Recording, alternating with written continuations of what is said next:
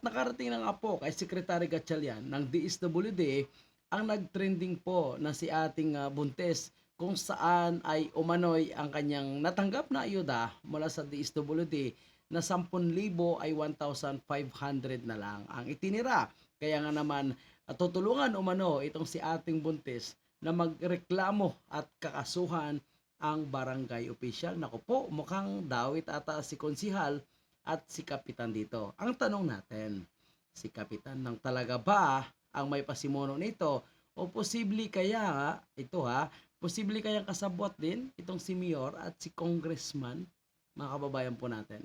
Anyway, panoorin natin ang naging reaction ng DSWD. 1,000 na ayuda. Ang nakakarating na lang sa kanila is around 8,000. Okay, alam ko ito yung 1,500. Actually, ito yung nag-viral nitong weekend na isang buntis na beneficiary mula sa Davao del Sur. Una, gusto ko linawin na itong mga kasong to, isolated siya. Sa dami natin na nadidistributan, meron isa o dalawa na yung sa hindi inaasang pagkakataon, yung mga masasamang loob na talagang sinasamantala yung mga beneficiaries. Pero isolated case siya. Pero despite it being isolated, we take them seriously. Sa kaso Okay, ayun, isolated case lang daw umano ito, mga kababayan po natin.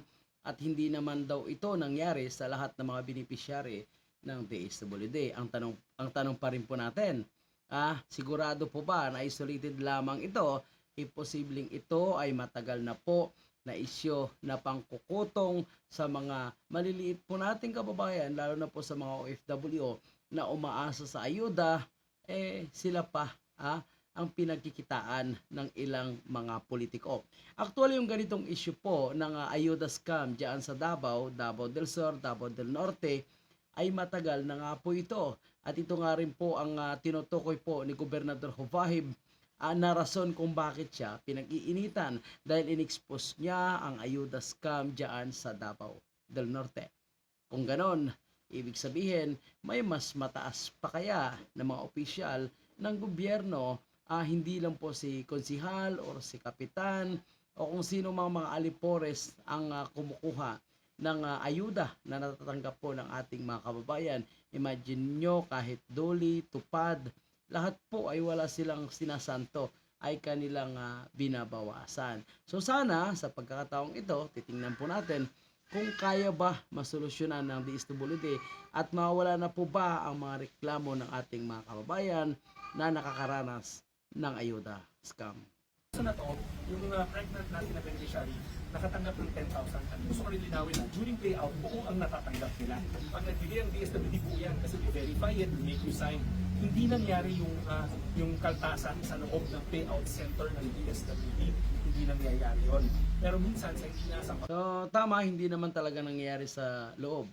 Kasi madalas po yung mga napanood po natin, yung mga nagsasalita sa Senado, ay talaga sa labas. So sa labas inaantay, ang iba ay pupunta pa sa bahay ni Kap, ang iba naman ay pinupuntahan sa kanilang bahay ng mga organizer. So tama, posibleng walang alam ang DSWD at ito po ay kalakaran lamang ng nasa LGU at posible rin ang mga nagdi-distribute na mga miyembro ng DSWD ay kasabwat din at kumikita sa mga ganitong klaseng scam na nangyayari ngayon sa ating bansa.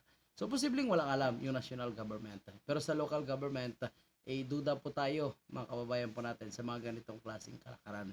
At sana mawakasan na po ito kasi kawawa naman ang umaasa sa ayuda. Pupila ng 8 oras, umaga hanggang hapon. Tapos tuwang-tuwa ka, nakatanggap ka ng 5,000, 10,000, pero ang matitira ay mahigit 1,000 na lang. So napakasakit po. Kaya nga naman siguro hindi napigilan ni ate na magsalita at naiyak na nga po ito.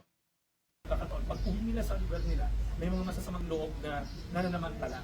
In this case, pag uwi niya sa kanilang barangay, supposedly yung barangay officials nila, pinag-report siya sa barangay hall over the weekend. Pagpunta niya doon, ang sinabi sa kanya, kunin nila yung 10,000 at iwan sa kanya is 1,500, yung 8,500 kukunin.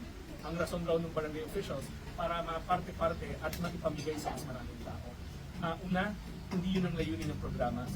Okay, so at least alam po natin mga kababayan na hindi po parte ng programa ng DSWD na kukunin yung natanggap na 10,000, ibibigay yung 1,500 sa totoong beneficiary at parte-partihin sa ilang mga beneficiaryo ng umano'y sa kanilang barangay itong kinuha na 1,500 doon kay ating Montesa.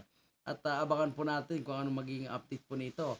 Makakasuhan kaya si Kap, matatanggal si Kap, matatanggal si Konsihal, kasi Konsihal po yung nag-explain na pinaparte-parte itong ayuda. So at least po ay nakakabilib po itong si ating buntis, ano, dahil talagang nagsalita po siya, talagang nag-voice out siya para malaman ng DSWD ang nangyari sa kanya. So binalik yung 8,500, pero natakot din itong si ating buntis, baka pag-iinitan siya ng barangay official. Ang iniisip ko nga, baka hindi lang barangay official. So baka sa pagdinig, baka mas marami pa yung nahalungkat. So mahahalungkat. So maganda siguro ay magkaroon po ito ng investigation muli sa Senado at yan sa House of Representatives.